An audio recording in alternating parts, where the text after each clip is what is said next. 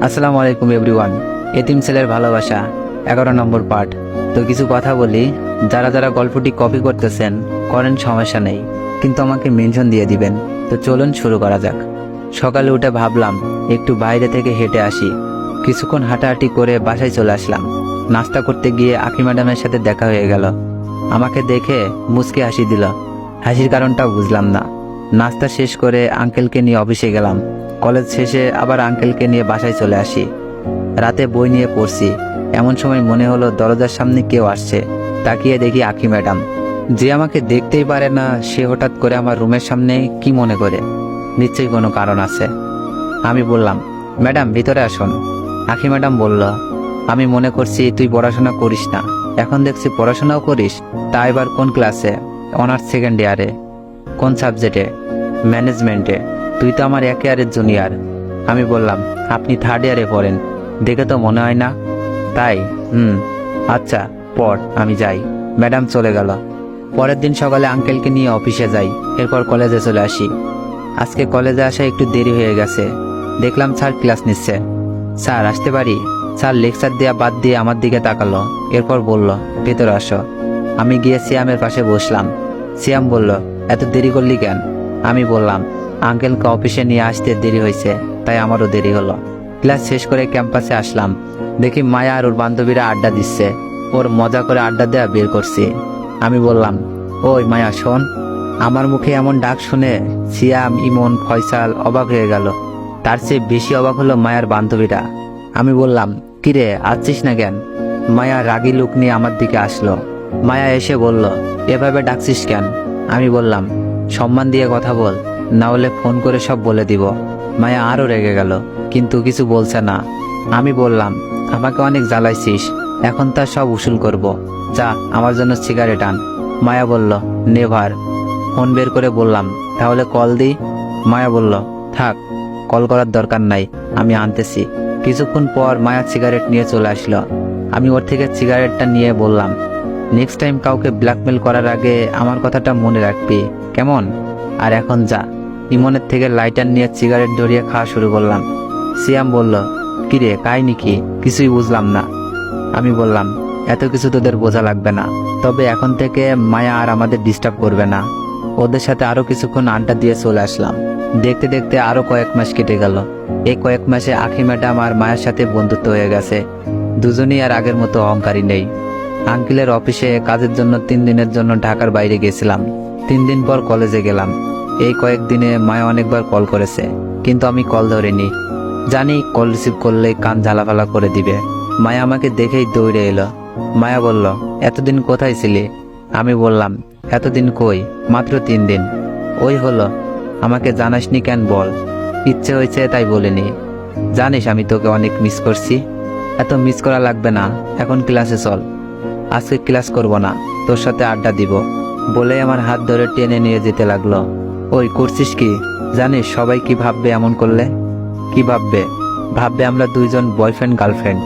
মায়া বলল, যার যা ইচ্ছা ভাবুক, তাতে আমার কি?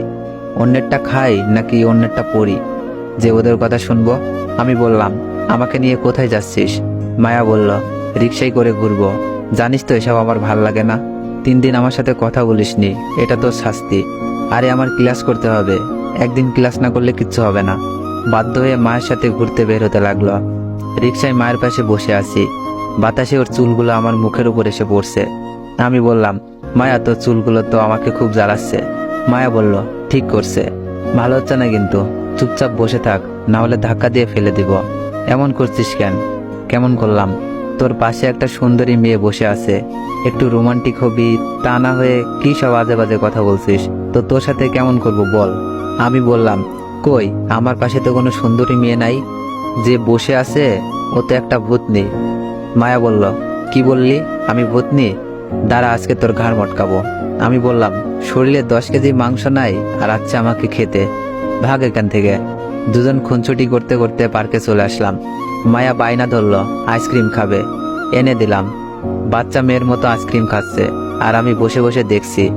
মায়া বলল, ওই এভাবে তাকিয়ে আছিস কেন? আমি বললাম, ভাবছি কোন বলদের কপালে যে যাবি, তার জীবনটা তেজপাতা করে দিবি। মায়া বলল, কারো কাছে যাব না, দরকার হলে তোর গলায় ঝুলে পড়ব। আমি বললাম, আমি জেনে শুনে খাচ্চন্নিরে গলায় ঝুলতে দেব না। মায়া বলল, আমার বইয়েই গেছে। কিছুক্ষণ পর মায়া আবার বলল, আমি কি তোকে খুব জ্বালাই? আমি বললাম, আরে না, তোর সাথে ঝগড়া করতে অনেক ভালো লাগে। মায়া বলল, এভাবে সারা জীবন যদি তোর সাথে ঝগড়া করতে পারতাম। আসতে বলল, কিন্তু আমি শুনে ফেলেছি। কি বললি? কিছু না, চল হাঁটি। এই দুপুরে না হাঁটলে হয় না? কোনো না নেই, চল। দুজন হাঁটতে হাঁটতে দিঘির পাড়ে চলে আসলাম। তাকিয়ে দেখি আঁখি এক ছেলের সাথে বসে আছে। ছেলেটা কে চিনলাম না তো। আমি মায়াকে বললাম, একটু দাঁড়া, আমি 5 মিনিট পর আসছি। হাঁটতে হাঁটতে আঁখির কাছে গেলাম। আমাকে দেখে আঁখি চমকে উঠল, আমতামতা করে বলল, তুই এখানে কি করিস? আমি বললাম, দেখতে এলাম। তা ছেলেটাকে? ছেলেটা বলল, হাই, আমি জিসান, আঁখির সাথে পড়ি, আর ওর বয়ফ্রেন্ড। আমি আঁখির দিকে তাকালাম। আমি বললাম, ম্যাডাম, ছেলেটা যা বলছে তা কি সত্যি? আঁখি মাথা নেড়ে হ্যাঁ বলল। আমি বললাম, প্রেম করলে না ট্রিট দিলেন না? এটা মানতে পারছি না। মায়া এসে বলল, কে প্রেম করছে? আমি বললাম, ওই, তোকে না এখানে আসতে না করছি, তারপরও কেন আসলি? মায়া বলল, তুই কি করতে আসলি তা দেখতে আসলাম। তাই এ দুজনকে চিনলাম না তো। আমি ওদের দুজনকে দেখিয়ে বললাম, এ হচ্ছে আমার আঁখি ম্যাডাম, আর উনি হচ্ছে ম্যাডামের বয়ফ্রেন্ড। আঁখি ম্যাডাম বলল, তাই এই মেয়েটাকে? আমি বললাম, আমার বান্ধবী প্লাস বেস্ট ফ্রেন্ড। আঁখি ম্যাডাম বলল, বেস্ট ফ্রেন্ড নাকি গার্লফ্রেন্ড? আরে না, আমরা দুজন ভালো বন্ধু। জিসান বলল, দেখো, আমাদের মতো আবার বেস্ট ফ্রেন্ড থেকে গার্লফ্রেন্ড বয়ফ্রেন্ড হয়ে যেও না। আমি মায়ের দিকে তাকালাম, দেখিও আমার দিকে তাকিয়ে আছে। এভাবে আমার দিকে তাকিয়ে থাকতে দেখে আঁখি বলল, তা মায়া, এত মনোযোগ দিয়ে কি দেখো? আঁখির কথায় মায়া লজ্জা পেয়ে গেল। আঁখি বলল, বুঝেছি, লজ্জা পেতে হবে না, দেরি না করে মনের কথা বলে দিবা, কেমন? আমি বললাম, কি মনের কথা বলবে? আঁখি বলল, যেদিন বলবে সেদিন বুঝবি। আমি বললাম, আমার এত বোঝার দরকার নেই, সময় হয়ে যাচ্ছে, আমাকে যেতে হবে। মায়াকে বললাম, ওই, হাঁ করে পরে তাকিয়ে থাকিস, এখন চল। আঁখি আর জিসানের কাছ থেকে বিদায় নিয়ে চলে আসলাম। মায়াকে বললাম, ওই, ওরকম হাঁ করে তাকিয়েছিলি কেন? মায়া বলল, কখন? একদম মিথ্যা বলবি না, বল কেন? ভাল লাগে দেখতে, তাই তাকিয়েছিলাম। এভাবে আর তাকিয়ে থাকতে পারবি না। মায়া মন খারাপ করে বলল, আচ্ছা, এখন তাহলে চল। এরপর মায়াকে নামিয়ে দিয়ে আঙ্কেলের অফিসে চলে আসলাম।